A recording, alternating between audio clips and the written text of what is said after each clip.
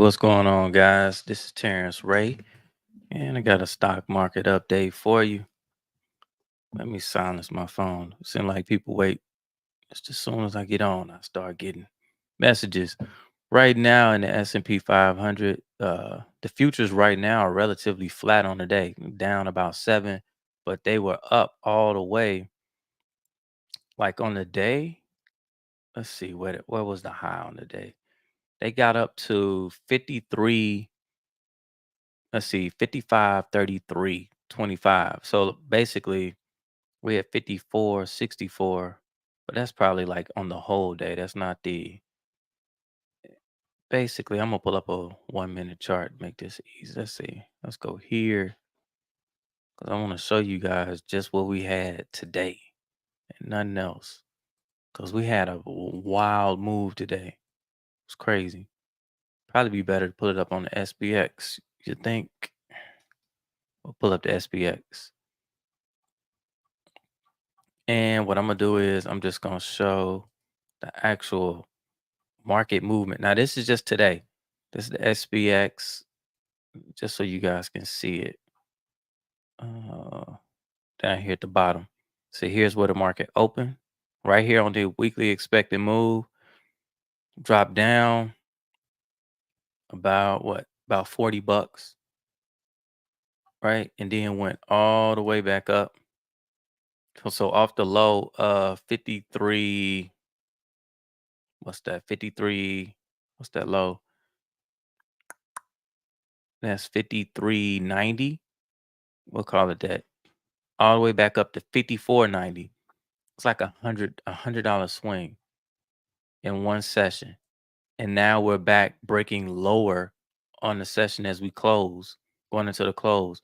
Now the one thing that I noticed right away off of this, even though we're breaking lower as we're going into the closing bell, volatility isn't going up.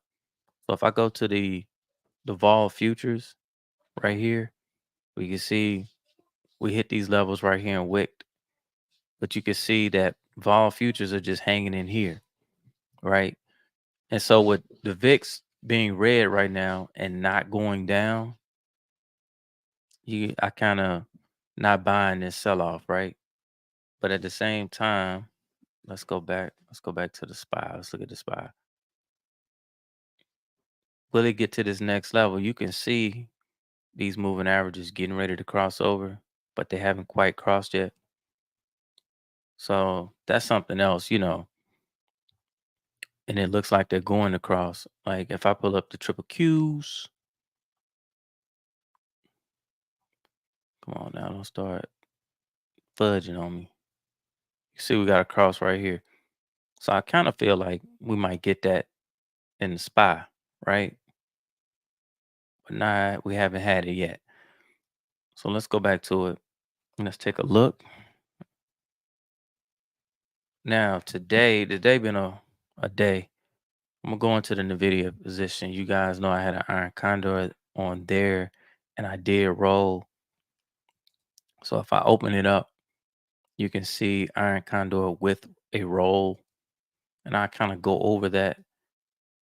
I'll pull up the chains over here. You can see um, when I initially opened this trade on July 22nd, I opened it up for $1.19 credit, right? And my strikes on the call side was let's see, 143 and the 148. This is what I had. So what I did as I seen the market move down, open down this morning, I closed this and then opened this, did it in one transaction. So I just rolled it. So that's all I did was roll the untested side. So now you see I still have the iron condor, but it's just shaded a little bit because you can see the market's been going down. And so I rolled down, picked up 15-cent credit.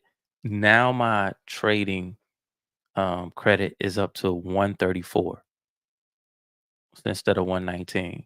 Same amount of risk. I just picked up some credit. Just And then what I'll do, I'll look at and see what's going on tomorrow, and I may just depending on what we get tomorrow. Let's say tomorrow the stock moves up, I'll probably just leave it where it's at. I won't bother to roll up the um the put side. I'll probably leave it where it is and just see if we can get some sideways action. Now, I put on a strangle in IWM. Now, one of the things about the TastyTrade platform, you can look at, you can actually plot the implied volatility rank or IVR on the chart. So you can go IWM dot IVR. And when I do that, that's going to show me this is implied volatility on the chart. And you can see right here, it pulled back today all the way down to where it's at right now at 65 or 66, we can call it, make it easy. And I just sold a strangle, just taking a bet that the market will stay in between these. Now I went out because tomorrow will make 21 days. So if I would have done it in August, I would have been rolling tomorrow anyway. So I just went on ahead and did it out in September. So I'm out 57 days. And basically I just stole the one standard deviation mark. So 16 delta right here. So the 12 delta right here and picked up, let's see, picked up 316 in credit. And you can see that's where I'm sitting at now. Basically, the market can go sideways, um, or or I can get paid a couple ways. I can get paid by the IVR continuing to contract, so implied volatility coming in, or the market just going sideways and time decay, or both. Let's remove the indicators just on these. So pretty much that's what I got going on. I put on another trade in the triple Qs, and that was just I just wanted to get something going bullish. I bought let's pull it up,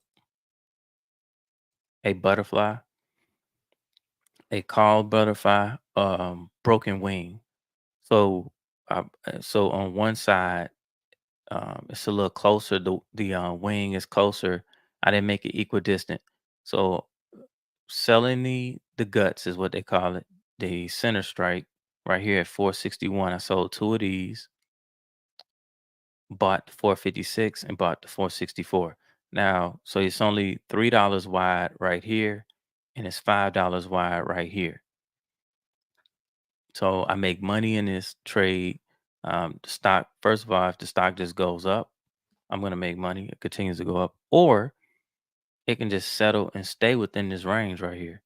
And as time goes on, that's when I make the bulk of my money.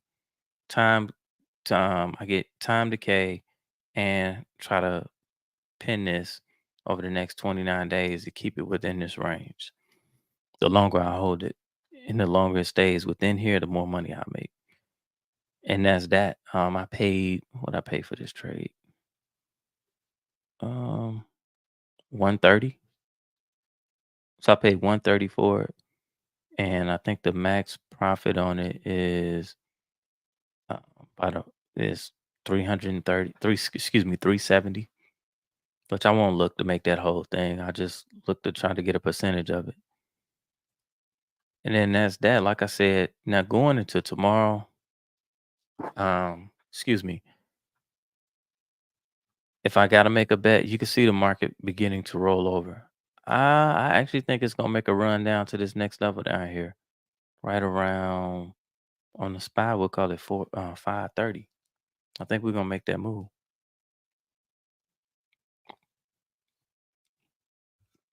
I really think we're gonna get that move right there. Man, I thought about buying a put, but I'm not gonna chase it down. It's already down. You chasing, you shorting into the hole. It's about to get oversold on the stochastic, or it is, and I don't want to chase it lower. So But I wouldn't be surprised, like I said, for this right here, for this moving average and this one to cross. In order for that to happen, they got to go down some more. So it's very important when you have volatility as high as it is to keep your trades small. I'm gonna take you guys into the closing bell. I don't think I came on here. I thought about putting something else on, but I got the string on IWM. I'm fighting this iron condor in the video, and then I got the position on in the Qs. I don't really see any reason to throw nothing else on. Let's look at oil. Like oil gonna make this little spot right here support zone. Um, what's going on? The hourly top equities. See, the majority of these are down. Let's see. We got, what could I put some in? Let's look at Micron. Micron look like it may have found a low right here. Do they have earnings? So Micron doesn't have earnings. Doesn't have earnings. It's oversold. If I was gonna do something in Micron, what would I do? Sell a put spread. It's the best trade right there. If I was gonna do anything, that's what I'd do. But I'm not. I'm a hold. I actually like that. I actually like it being down like this. To be honest with you, uh, sitting here, I just don't want to put something else on. Let's look. Let's go look at a year chart. If you look at it on a yearly, it already took this out. So we probably will see it closing this gap up. That's why. But I'm looking like right here, and it look like it's on his butt. Like I could definitely see a quick pop up in here. But I'm gonna practice a little bit of discipline. Got 2 more minutes before the closing bell, and it looks like the market is. So you can see what happens with these expected moves for the week. It acted as support, broke, now it's acting as resistance. And we're gonna see if the market is gonna continue to sell off into the closing bell. Got about what we got? Got about a minute 15.